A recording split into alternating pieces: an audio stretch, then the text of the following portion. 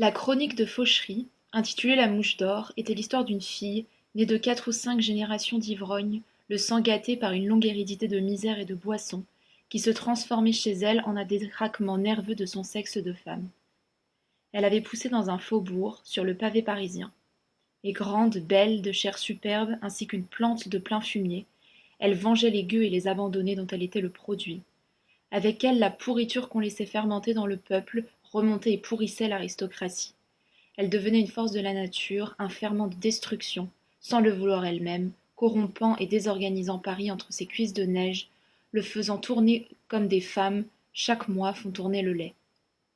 Et c'était à la fin de l'article que se trouvait la comparaison de la mouche, une mouche couleur de soleil, envolée de l'ordure, une mouche qui prenait la mort sur les charognes tolérées le long des chemins, et qui, bourdonnante, dansante, jetant un éclat de pierreries, empoisonnait les hommes rien qu'à se poser sur eux, dans les palais où elle entrait par les fenêtres. Bonjour à toutes et à tous, j'espère que vous allez bien.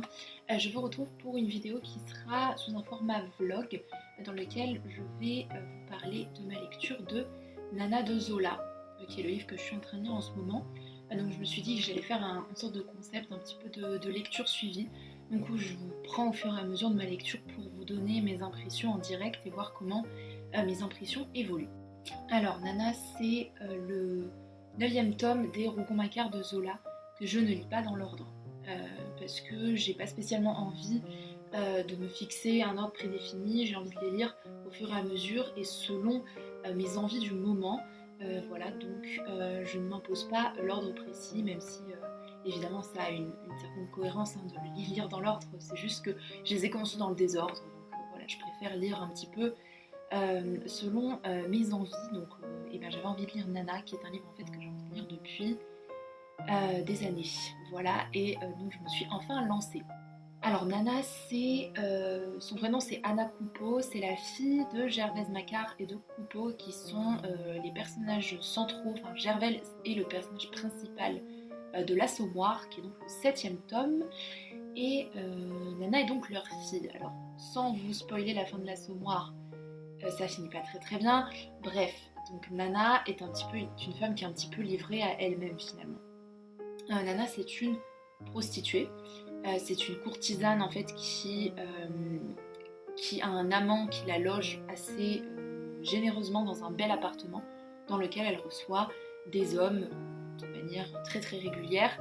Et c'est une jeune femme qui trouve une certaine popularité dans un spectacle un petit peu érotique, théâtral, qu'elle joue tous les soirs dans le rôle de Vénus. Ça lui acquiert une sorte de popularité qui, peu à peu, en fait, va la faire, entre guillemets, monter en grade. Voilà. Le début du livre voit justement un petit peu cette représentation d'un milieu mondain dans le monde du théâtre et dans le monde du spectacle, de la représentation, duquel Nana est vraiment le centre.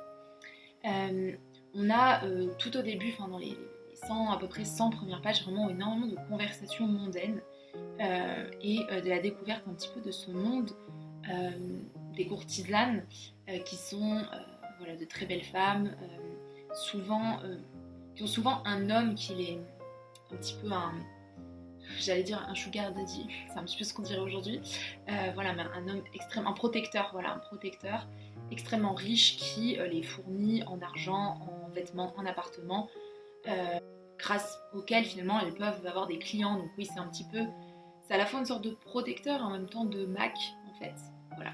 Le début est un petit peu voilà, la mise en place un petit peu de ces intrigues, de la figure de Nana qui est une figure extrêmement intrigante et qui plaît à énormément d'hommes. Nana, elle est particulièrement sous la protection du comte Muffat, qui est un homme très riche en fait, qui la fournit en argent et qui en fait va tomber amoureux d'elle en quelque sorte, sauf que cette relation est forcément vouée à l'échec puisque Nana est une courtisane et que lui il est marié, enfin voilà, donc c'était mes premières impressions de lecture sur Nana et je vous reprends plus tard pour continuer à vous en parler. J'ai lu, donc j'ai bien avancé, hein, j'ai lu plus de la moitié à peu près.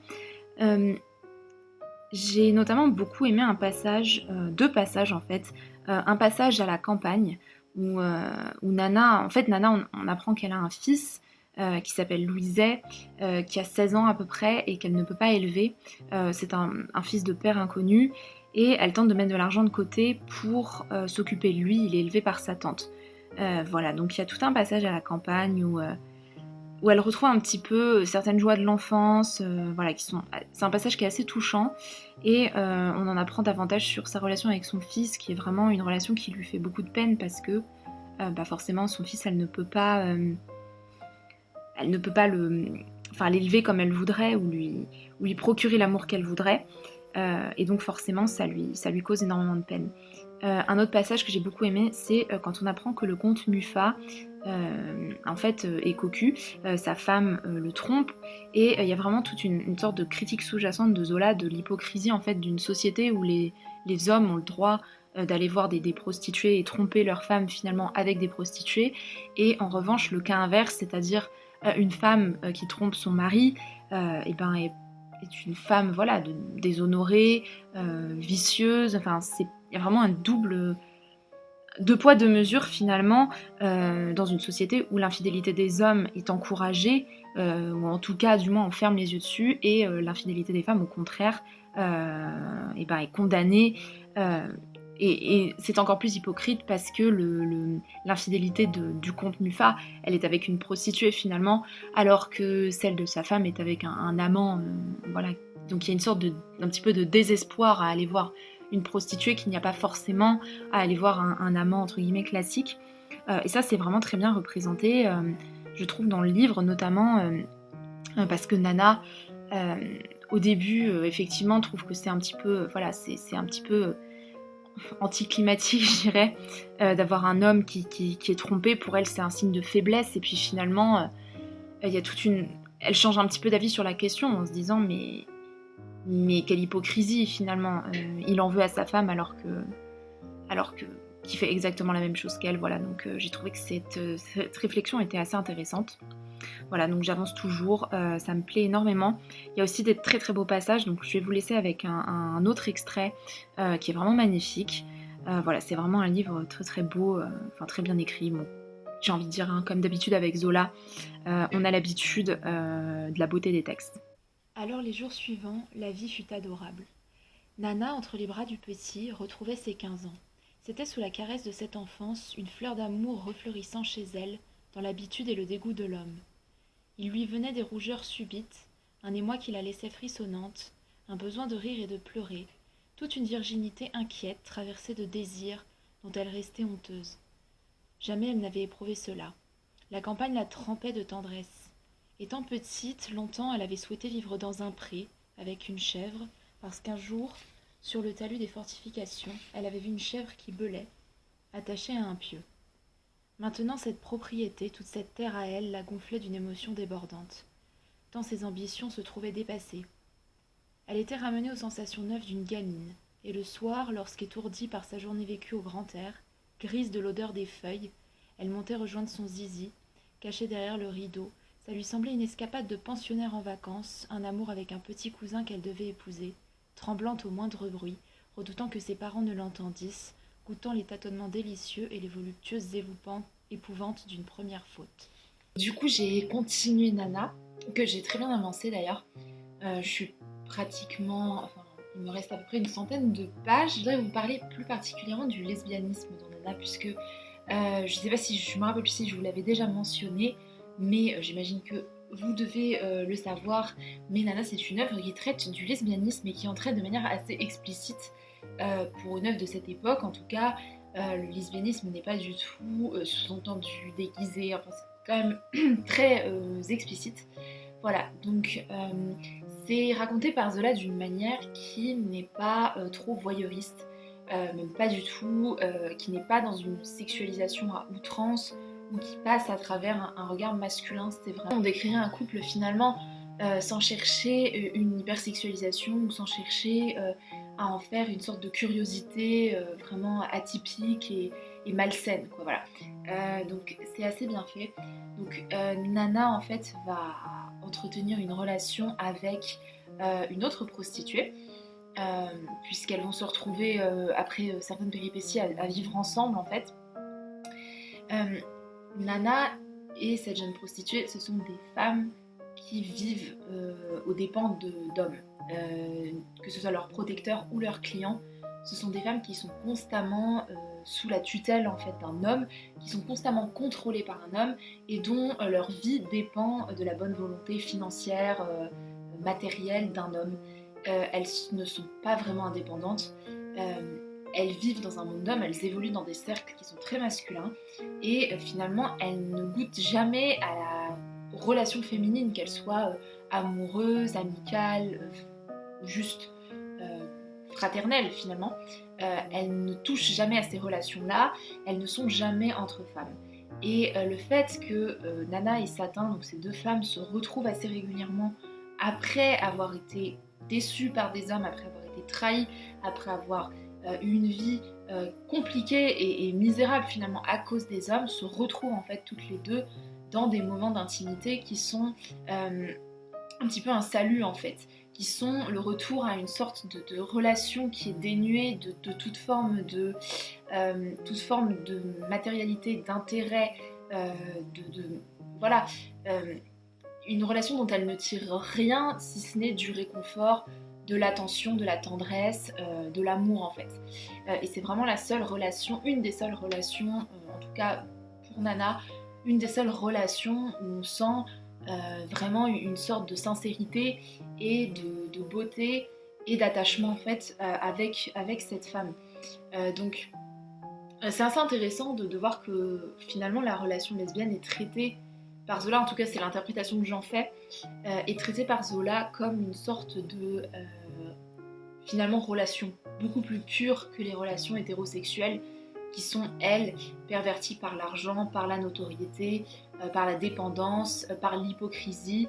L'amour lesbien, lui, au contraire, est beaucoup plus pur finalement et beaucoup plus sincère. C'est aussi, évidemment, il y a un questionnement sur ce que c'est d'être une lesbienne dans une société qui ne l'accepte pas, puisque Satin et Nana sont régulièrement arrêtées par des policiers, ou du moins elles ont peur que des policiers arrivent pour les arrêter. Donc il y a vraiment une intrusion finalement de la vie publique, civile, politique dans la vie privée des individus. Même quand elles sont dans leur chambre, elles ne sont pas entre guillemets en sécurité. Elles ne peuvent pas vivre leur relation comme elles l'entendent, puisqu'elles sont toujours pourchassées entre guillemets. Voilà.